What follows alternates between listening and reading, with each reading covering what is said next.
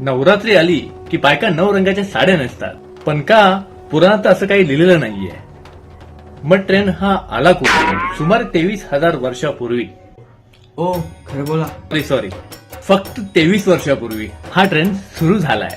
मग हा ट्रेंड सुरू केला कोणी आणि ह्याचे रंग कोण ठरवतं? तर हे सगळं ठरवतो एक न्यूजपेपर आणि त्याचं नाव आहे महाराष्ट्र टाइम्स.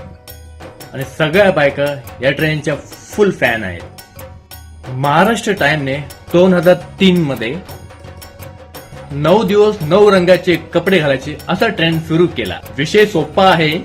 पहिल्या दिवशी त्या रंगाचे कपडे घालायचे आणि त्याचा फोटो काढून न्यूजपेपरला पाठवायचा आणि हे न्यूजपेपर तुमचे फोटो ते पेपरवर टाकतं. मग काय, सगळ्या बायकांना वेगवेगळ्या रंगांमध्ये नटायला आवडतं. आणि मग जर का त्यांचे फोटो जर सगळे बघणार असतील तर कोणाला नाही आवडणार. काही काहींना वाटतं हा ट्रेंड चुकीचा आहे. काही लोकांचं म्हणणं आहे या नवरात्रीत देवी युद्ध करत होती की साड्या बदलत होती. यावर आमचं मत जरा वेगळं आहे. चुकीचे हात वरे करून नाचणाऱ्या ट्रेंडपेक्षा हा ट्रेंड कधीही चांगला आहे. अनेक बायका मुली आपलं पारंपरिक वस्त्र साडी ह्याच्याकडे वळाल्या.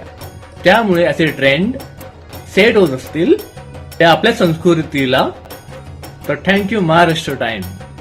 आपली संस्कृती जपणाऱ्या सगळ्यांनाच नवरात्रीच्या शुभेच्छा. अंबे मात की जय.